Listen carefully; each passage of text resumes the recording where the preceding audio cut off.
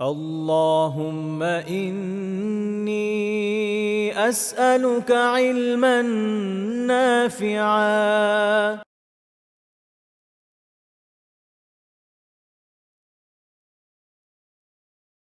السلام عليكم ورحمة الله وبركاته. إن الحمد لله والصلاة والسلام على رسول الله أما بعد فأعوذ بالله من الشيطان الرجيم.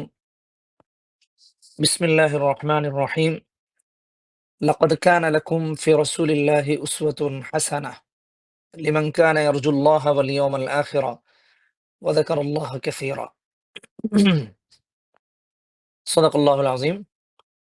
সম্মানিত আমাদের আজকের জুমে উপস্থিত প্রত্যেক দর্শক এবং শ্রোতাদেরকে শুভেচ্ছা জানাচ্ছি এবং কৃতজ্ঞতা জানাচ্ছি আল্লাহ সুবহানাহু ওয়া তাআলার, যিনি আমাদেরকে আজকের এই মহতী প্রোগ্রামে উপস্থিত হওয়ার তৌফিক দিয়েছেন। এজন্য বলি আলহামদুলিল্লাহ। এবং শ্রদ্ধার সাথে মনে করছি আমাদের জাহিদ ভাইয়ের কথা, যিনি সবসময় এই দিনী কাজের ব্যবস্থাগুলো করে থাকেন। তো হঠাৎ আমাকে বলার কারণে আমি ওই ধরনের প্রস্তুতি ছাড়াই হুট করে চলে আসলাম। আলহামদুলিল্লাহ আমি আসতে পারছি, এজন্য আমি আল্লাহর কাছে বেশি কৃতজ্ঞতা আদায় করতেছি। আজকে আমরা আলোচনা করব, আমাদের আলোচনার বিষয়টি হয়তোবা আমরা দেখেছি। আমাদের সুন্নাহর বিষয়ে যে আমাদের যে ঘাটতি চলছে, এটা এভাবে যদি চলতে থাকে, তাহলে একসময় রাসূলুল্লাহ সাল্লাল্লাহু আলাইহি সাল্লামের যে দিন আমাদের জন্য রেখে গিয়েছেন, আমরা একসময় এটা জানতেই পারবো না, একসময় চিনতেই পারবো না। পৃথিবীতে অনেক দেশে আল্লাহ তাআলা নিয়েছেন, দেখেছি মুসলমান হাফ প্যান্ট পরে নামাজে দাঁড়িয়ে গেছে। মুসলমান চুল জটলা বাঁধা, কিন্তু সে আহ, যে গোসলের ফরজ কি সেটা পর্যন্ত জানে না। তো এই সমস্ত দূরত্বের পিছনে কারণ হলো আমাদের নবীজি সাল্লাল্লাহু আলাইহি ওয়াসাল্লামকে আমরা দূরে সরিয়ে দেওয়া। নবীজি সাল্লাল্লাহু আলাইহি ওয়াসাল্লামকে যদি চর্চা করতাম, আমাদের ফ্যামিলিতে চর্চা হতো, আমাদের বাবারা করতাম, মায়েরা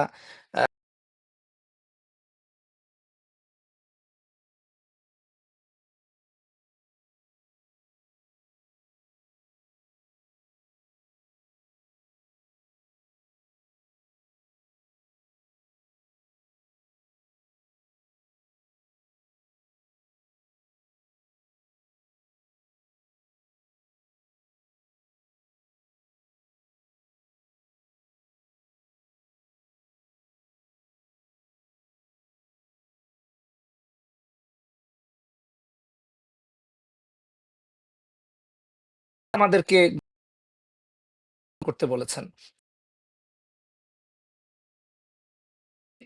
নূহ আলাইহি ওয়াসাল্লাম আমাদেরকে যে চরিত্র দিয়েছেন, যে আখলাকের কথা দিয়েছেন, শিক্ষা দিয়েছেন, সেটা আমরা উপেক্ষাই করে যাচ্ছি। আল্লাহ সুবহানাহু ওয়া তাআলা অন্য আয়াতে বলছেন, ১৩২ নম্বর আয়াতে সূরা আলে ইমরানে, ওয়া আতিউল্লাহ ওয়ার রাসূল লাআল্লাকুম তুরহামুন। দেখেন, আমরা সবাই শান্তি চাই। আমরা শান্তি চাই, আমরা সুখ চাই, আমরা চাই ভালো থাকতে, আমাদের সন্তানরা ভালো থাকুক, হ্যাঁ? আমরা একটা ভালো সমাজে বাস করি। এই সমস্ত কিছু কিন্তু আমরা চাই। কিন্তু বিশ্বাস করুন, রাসূলুল্লাহ সাল্লাল্লাহু আলাইহি ওয়াসাল্লাম যে চরিত্র আমাদেরকে শিক্ষা দিয়েছেন, এই চরিত্রের বাহিরে কোনোদিনও শান্তি আসা সম্ভব না। কোনোদিনও শান্তি আসা সম্ভব না। হ্যাঁ? এজন্য আল্লাহ তাআলা ১০৭ নম্বর আয়াতে বলেছেন সূরা আম্বিয়াতে, ওয়ামা আরসালনাকা ইল্লা রাহমাতাল লিল আলামিন। ওইখানে আল্লাহ সূরা আলে ইমরানে বলছেন, ওয়া আতিউল্লাহ ওয়ার রাসূল লাআল্লাকুম তুরহামুন। যদি আল্লাহর তরফ থেকে আমরা অনুগ্রহ, দয়া, কৃপা, রহমত পেতে হয়, তাহলে আল্লাহ রসুলকে অনুসরণ করার কথা আল্লাহ বলেছেন। এখানে আবার আল্লাহ বলতেছেন রাসূল সাল্লাল্লাহু আলাইহি সাল্লামকে আল্লাহ রহমত করে পাঠিয়েছেন।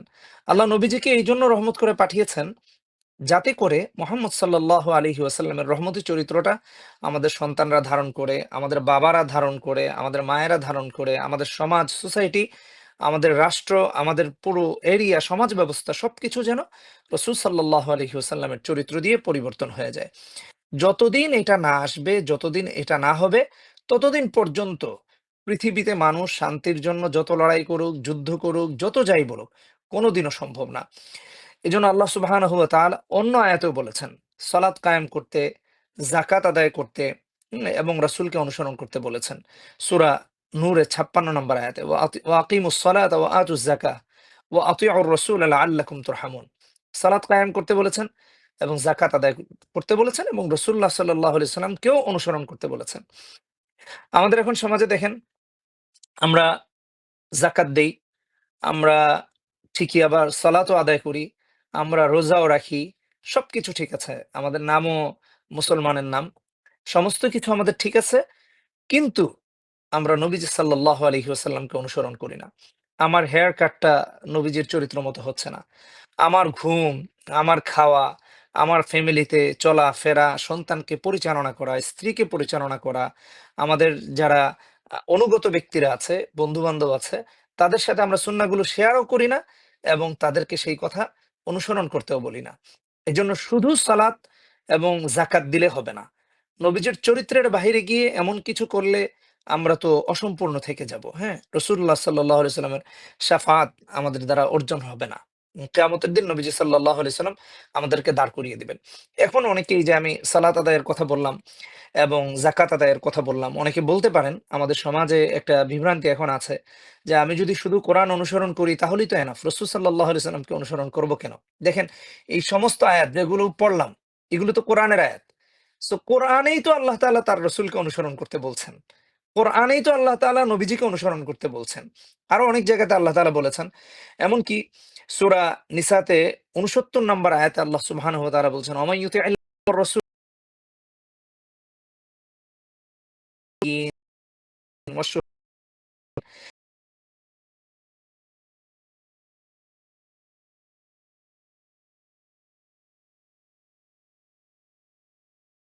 আয়াত বলেছেন।" আমরা বলি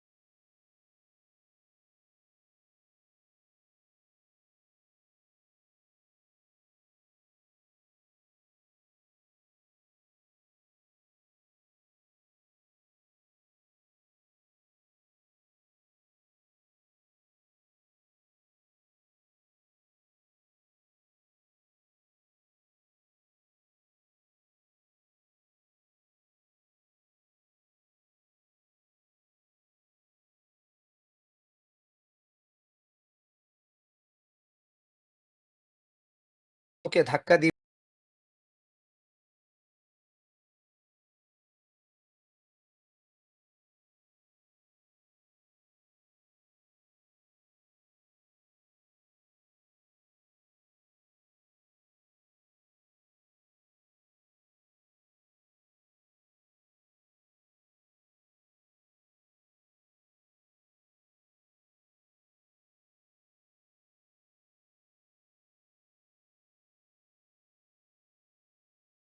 শয়তানের দ্বারা আক্রান্ত হচ্ছে এর সংখ্যা এত বেড়ে গিয়েছে, শুধু সন্তান যে তা না, আমাদের স্ত্রীরা এবং আমরা নিজেরাও এতটা বেড়ে গিয়েছে যা বলার বাহিরে। এটা আমাদের চলাচলের অসতর্কতার কারণে। এজন্য ইনশাআল্লাহ আমরা সতর্কতার সাথে চলাচল করব। চুল খোলা রেখে, হ্যাঁ? বাইরে হাঁটাচলা করব না। মাথা ঢেকে রাখবো। তারপর দেখা গিয়েছে যখন আমরা ওয়াশরুমে যাব, জুতা স্যান্ডেল ইউজ করে যাব, দোয়া পড়ে যাব, হ্যাঁ?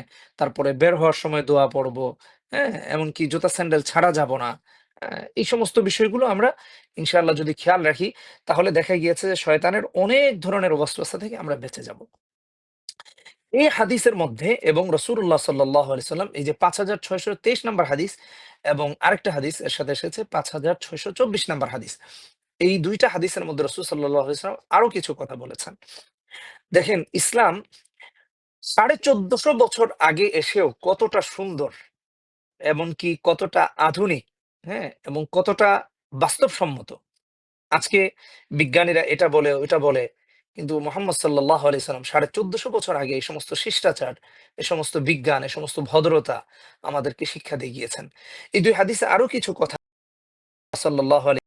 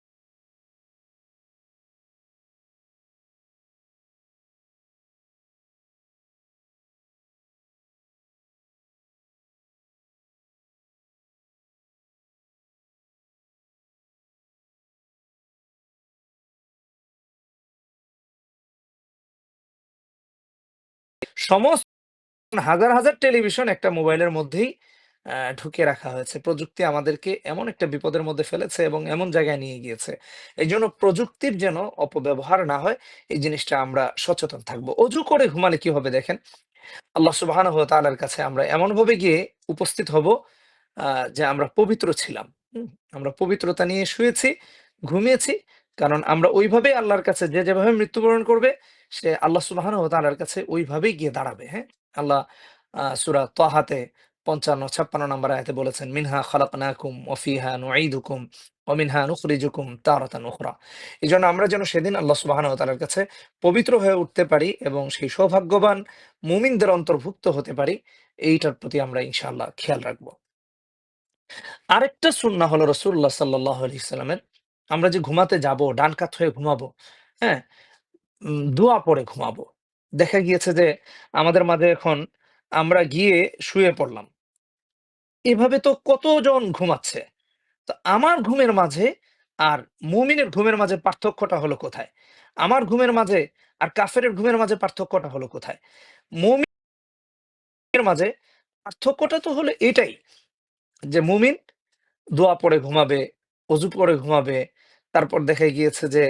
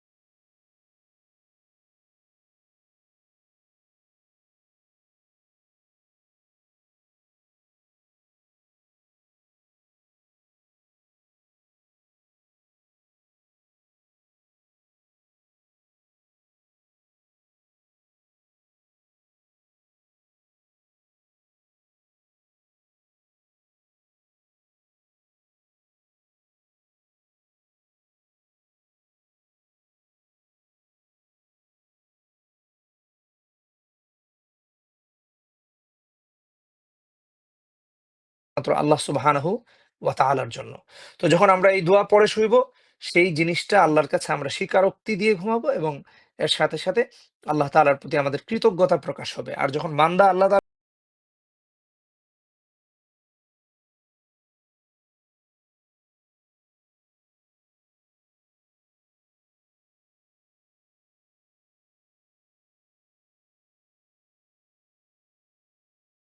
রাসূলের পথ অনুসরণ করে মৃত্যুবরণ করার কারণে পরকালীন জিন্দেগিরও গুনাহ মাফ করে দেন এবং আমাদেরকে জান্নাতবাসী বানিয়ে দিতে পারেন।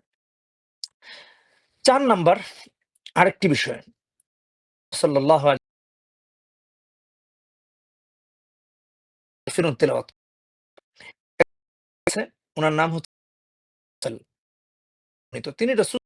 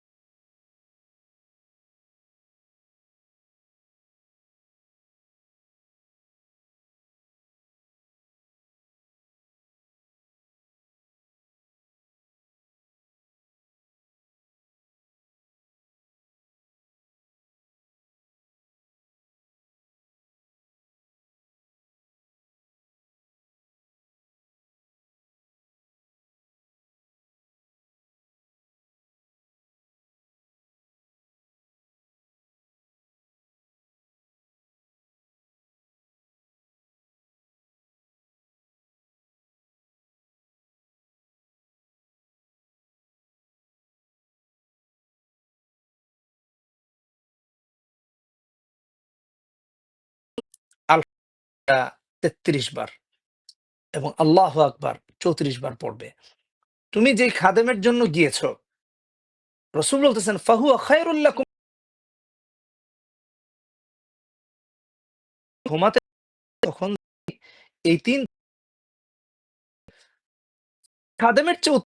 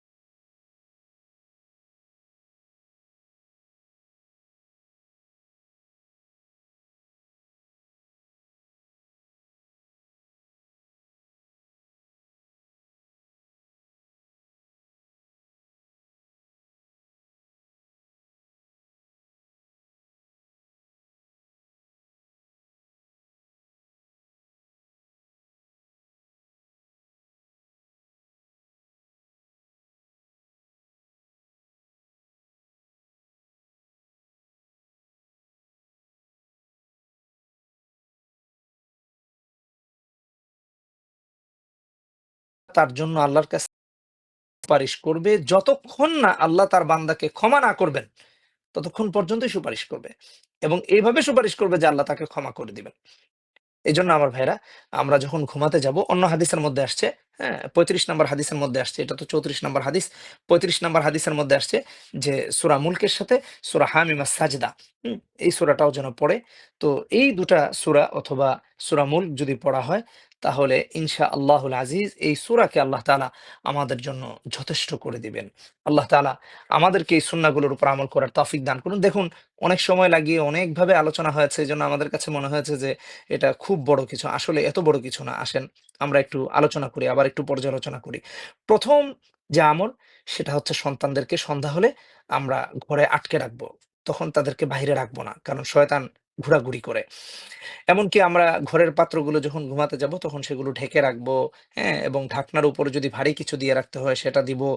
পানির পাত্রগুলা, খাদ্যের পাত্রগুলো এই সমস্ত ঢেকে রাখবো। দরজা বন্ধ করবো এবং সেগুলোও যখন বন্ধ করব তখন বিসমিল্লাহির রহমানির রহিম বলে বন্ধ করব। ২ নাম্বার হলো আমরা অজু করে বিছানায় ঘুমাতে যাব, হ্যাঁ? অজু করে যাব। এমনকি ডান কাত হয়ে শুবো। ৩ নাম্বার হলো আমরা আল্লাহুম্মা বিসমিকা আমুতু ওয়া আহইয়া, হ্যাঁ? এই দোয়াটা পড়ে ঘুমাবো। ৪ নাম্বার হলো সূরা কাফিরুন তেলাওয়াত করব। কুল ইয়া আইয়ুহাল কাফিরুন লা আ'বুদু মা তা'বুদুন ওয়া লা আনতুম আ'বিদুনা মা আ'বুদু, এটা পড়ব। ৫ নাম্বার হলো সূরা ইখলাস পড়ব। হ্যাঁ? এটা সুলুসুল কোরআন বলেছেন রাসূল। যে এটা কোরআনে কারীমের ১/৩ ৫ নাম্বার হলো আ দুঃখিত, ৬ নাম্বার হলো যে সূরা ইখলাস, সূরা নাস এবং সূরা ফালাক, এই সূরাগুলা ইনশাআল্লাহ আমরা তেলাওয়াত করব। ৭ নাম্বার হলো ৩ তাসবিহ, সুবহানাল্লাহ ৩৩ বার, আলহামদুলিল্লাহ ৩৩ বার, আল্লাহু আকবার ৩৪ বার। এই ৩ তাসবিহ, তাসবিহে ফাতিমি যেটা, এটা আমরা ইনশাআল্লাহ পাঠ করে তারপর ঘুমাবো। ৮ নাম্বার হলো আয়াতুল কুরসি, আল্লাহু লা ইলাহা ইল্লা হুয়াল হাইয়ুল কাইয়্যুম লা তাখুযুহু সিনাতু ওয়া লা নাওম, এটা শেষ শেষ পর্যন্ত এই আয়াতটা ইনশাআল্লাহ তেলাওয়াত করে ঘুমাবো। তাহলে শয়তান আমাদেরকে আক্রান্ত করতে পারবে না। কারণ আল্লাহ সুবহানাহু ওয়া তাআলা তার একজন ফেরেশতাকে দিয়ে আমাদের জন্য সুরক্ষার ব্যবস্থা করে দেন। ৯ নাম্বার হচ্ছে সূরা বাকারার শেষ ২ আয়াত তিলাওয়াত করে ঘুমাবো। আর ১০ নাম্বার হলো সূরা মুলক এবং সূরা হামিমাস সাজদা। এই ২ টা সূরা সম্ভব হলে ইনশাআল্লাহ তিলাওয়াত করে ঘুমাবো। তাহলে আল্লাহ সুবহানাহু ওয়া তাআলা আমাদের রাতকে সুরক্ষিত রাখবেন। আমাদের পদচারণা, পথ চলা, আমাদের রাত, হ্যাঁ? আমরা একটা দিন যখন শুরু করব, যেহেতু এরাবিকে রাত আগে আসে, দিন পরে আসে। এজন্য দেখেন আমরা আমরা ইফতারটা দেখা যায় আমরা চাঁদ দেখলে শুরু করছি।